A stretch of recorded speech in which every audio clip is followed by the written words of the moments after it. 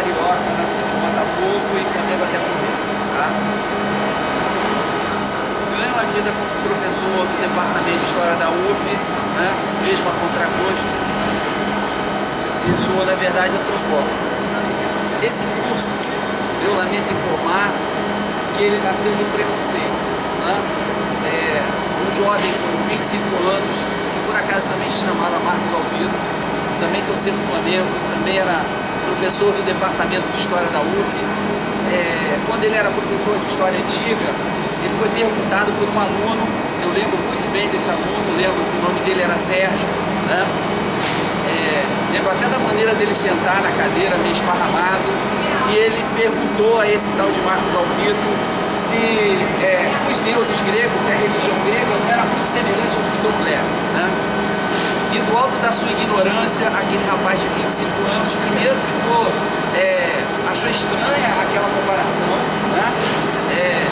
Ele não tinha elementos, na verdade ele não conhecia o candomblé, ele deveria ter dito, olha, se você quiser estabelecer essa relação, estabeleça, porque eu não conheço o candomblé, você deve conhecer, mas do alto da sua arrogância de professor universitário, né? Ele respondeu que não, que cada época tinha o seu contexto histórico, enfim, aquele blá blá blá todo para afastar essa possibilidade, né? Muitos anos depois, já não tão rapaz, esse tal de Marcos Alvino foi entrar pela primeira vez numa favela, entrou primeiro em Vigário Geral, depois ele entrou em Acari, ele foi conhecer um terreiro de candomblé, e no dia em que ele foi conhecer o terreiro de candomblé, aconteceu uma coisa muito interessante, né? Ele estava indo para Acari, sei lá, pela 50ª vez, 60ª vez, e ele ia por um lugar onde havia muitos confrontos entre polícia e traficantes, entre os próprios grupos de traficantes. Era um lugar onde havia a possibilidade concreta de acontecer alguma coisa perigosa, né? E uma troca de tiros, uma correria. E ele nunca tinha medo de ir para Acari. E no dia que ele estava indo para Acari de noite, para o terreiro de candomblé, ele começou a sentir um arrepio, né? Porque ele estava indo e ele percebeu que ele estava com medo, né? O medo, enquanto o Antônio Carlos falou de ir para um cemitério, era um medo que ele percebeu dentro dele de ir para uma festa, de ir para um ritual de uma religião que ele não conhecia, né? E eu poderia dizer que esse medo era um medo ancestral dos senhores de escravos, era um medo ancestral do branco diante daquela cultura muito rica que ele não conhecia. Quando ele chegou no terreiro de candomblé, esse medo se desvaneceu na mesma hora. A gente tinha um lindo terreiro todo coberto de folhas, né? A gente tinha o rum, o pi, o lê cobertos generosamente por um pano, por uma toalha. A gente tinha uma atmosfera de harmonia, de festa, de alegria. Ele se sentiu acolhido, ele se sentiu abraçado. Ele assistiu uma festa de Obaluayê linda. No final, ele pôde compartilhar de uma refeição, que foi a feijoada mais gostosa que ele já comeu na vida. Enfim, ele tomou contato com uma cultura muito rica, né? E ele começou então a estudar, quando ele estava estudando Acari, estudando a dinâmica da sociedade lá de Acari, ele começou a estudar um pouco das religiões afro-brasileiras e descobriu que aquele aluno, para variar, né, ele estava certo, que podia sim se estabelecer uma relação, uma comparação entre a religiosidade grega e a religiosidade afro-brasileira, mais especificamente a questão do candomblé. Ao retornar do doutorado em Acari, tem gente, né, que, meu doutorado foi em Paris, o meu foi em Acari, né? Foi o lugar onde eu mais aprendi nessa vida, foi o lugar onde eu tive o maior choque cultural, o meu maior choque existencial, né? E foi um lugar onde eu pude, na verdade, entender os gregos antigos. E aí, por isso que vocês com essa obra, que é uma obra do coletivo dos artistas do Morrinho, que é o pessoal do Pereirão, lá em Laranjeiras, né? E por que eu trouxe? Porque a primeira comparação que a gente podia fazer, e aí em Acari que eu descobri os gregos antigos, porque a Atenas clássica, que vai ser, digamos, a polis a mais bem conhecida, e que a gente vai mais trabalhar na nossa oficina de hoje, ela era muito mais parecida com uma favela do que com uma cidade toda quadriculada, toda ordenada, toda racional, né? Acari e Atenas eram cheias de becos, no caso Acari ainda é cheia de becos. Atenas não tinha sistema sanitário, Atenas era um lugar perigoso. Tem uma famosa história do grande líder ateniense Péricles. Teve um cidadão que foi importunando ele o dia inteiro, indo atrás dele, falando: mas o senhor agiu errado, levou a gente a votar errado, nós fomos na guerra do Peloponeso, nós nos estrepamos e tal, o senhor péssimo líder, não sei o quê. E Péricles, segundo essa história, contada muito depois por Plutarco, ele teria aturado o cidadão o dia inteiro.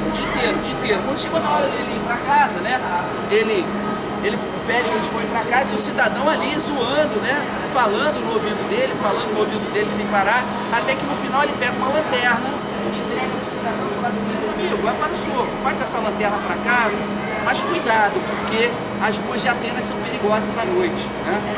Os ladrões gregos eram conhecidos pelo termo de arrombadores de parede, porque eles nem se preocupavam em destrancar a fechadura da porta. Como as paredes eram muito finas, era fácil, eles quebravam a parede, entravam dentro de casa e roubavam.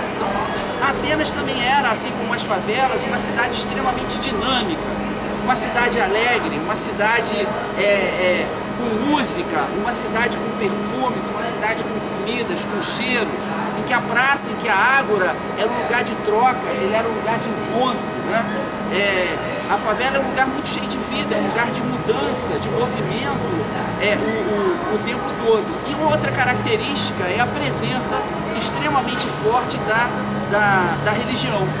Quando esse tal de Marcos Alvito voltou à universidade, né, com seu título de doutor em antropologia social, ele foi recebido numa reunião e, ao contrário de outros colegas que são aplaudidos quando se tornam doutores e aí o departamento todo aplaudia, o que ele recebeu ao invés de aplausos foi uma piada, que dizia assim: bom, agora finalmente nós temos o nosso doutor em balas perdidas. Depois de 40 anos, um departamento de história localizado no estado do Rio de Janeiro, né, localizado próximo, praticamente irmão, gêmeo, né, da cidade do Rio de Janeiro, que foi o maior porto escravista das Américas, que foi a maior cidade escravista no mundo, que já chegou a ter mais de 50% da sua população composta por africanos, né, onde a gente tem nas favelas um lugar de moradia da imensa maioria da população afrodescendente. O professor que defendia uma tese sobre a favela de Acari era equiparado a um especialista em balas perdidas. E isso foi dito por um amigo. Fico imaginando os que não eram tão amigos assim, o que disseram, né? E o dramático é que até hoje ele é o único professor dos mais de 50 do departamento que realizou um trabalho sobre favela. A outra que realizava trabalho sobre favela se mudou para o Museu Nacional, a professora Adriana Facino, né? E esse professor experimentou o seguinte: quando ele estudava a Grécia, embora a Grécia Antiga fosse uma realidade imensamente mais violenta do que a realidade do Rio de Janeiro, do que a realidade, a Baixada Fluminense, as favelas que estão em guerra, isso não é nada perto da Grécia Antiga. Se a gente pega o texto fundador da cultura grega, que é a Ilíada de Homero, que é de 700 a.C., o que a gente vai ver? A gente vai ver verdadeiros banhos de sangue. O Homero, para despertar a plateia dele, a atenção da plateia dele, ele usava cenas incríveis, como por exemplo de uma lança que penetrava no coração e a lança ficava balançando à medida que o coração batia. Ou de outra lança, desculpe André, vou ter que usar você como exemplo, que vinha bem na testa do sujeito e fazia os olhos dele caírem no chão. Embora Homero atraísse a plateia com esse tipo de recurso sanguinário, né, a gente pode dizer que Homero tem que ser lido, tem que ser percebido como se ele fosse um filme de Quentin Tarantino. É um filme de ação, é um filme de movimento. Não dá para ler Homero, estou lendo Homero. Isso é outra coisa, que também está muito errada. A Grécia Antiga foi sequestrada pela academia. A Grécia Antiga tem muito mais a ver com a favela que com a academia. Por exemplo, as aulas elas se davam sempre ao ar livre, se davam sempre na rua, porque a rua que é o espaço de troca, a rua que é o espaço do diálogo.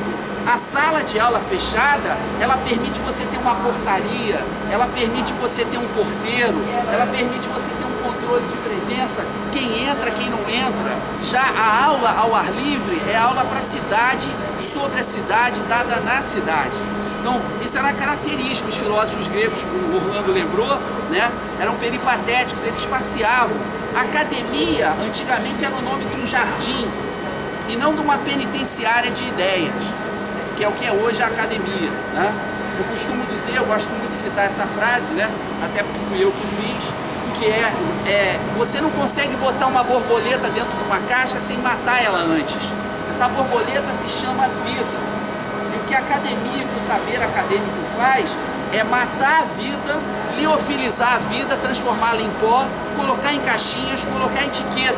Então, quando você se abre para a vida tal qual ela existe, você percebe a relação que a gente pode estabelecer, não só entre a Grécia, né, entre a religião grega e o candomblé, que a gente vai fazer isso lá em cima depois, mas sobretudo entre a vida viva mesmo que existe numa comunidade, que existe numa favela, que existe nas ruas do Rio de Janeiro, apesar de toda a repressão, e a vida que existia na Grécia Antiga, né? A gente já citou o exemplo da periculosidade, a gente citou o exemplo da questão da infraestrutura, que não havia infraestrutura sanitária, e foi nessa cidade caótica, foi nessa cidade violenta, foi nessa sociedade que vivia em guerra, tá? Foi nessa sociedade sem infraestrutura, sem uma disposição geométrica, foi do caos que nasceu a filosofia grega. Os templos gregos que hoje foram corroídos pela chuva ácida, antes eram todos coloridos, né? Os moradores de favelas são muitas vezes estigmatizados, né? E a população afrodescendente por ela gostar de cor, por ela gostar de colorido, né? Tanto que a primeira coisa que a pessoa faz quando ela quer apagar a sua relação com a cultura afrodescendente é botar um terno cinzento, né? Uma gravata e um chapéu, um sapato social. Já a Grécia Antiga, os próprios templos, o Partenon, era um negócio assim totalmente, que seria o pro gosto de hoje, totalmente kitsch. Porque a cor, ela é vida, né? E a vida era afirmada na Grécia Antiga, onde a morte estava muito presente, a vida precisava ser afirmada e ela era valorizada, ela era percebida, né, como uma coisa extremamente valiosa. Agora a gente vai trabalhar uma outra semelhança que havia entre Atenas e o Rio de Janeiro, e o Rio de Janeiro das favelas, que é a presença e a proximidade do mar. A gente vai até o Oceano Atlântico.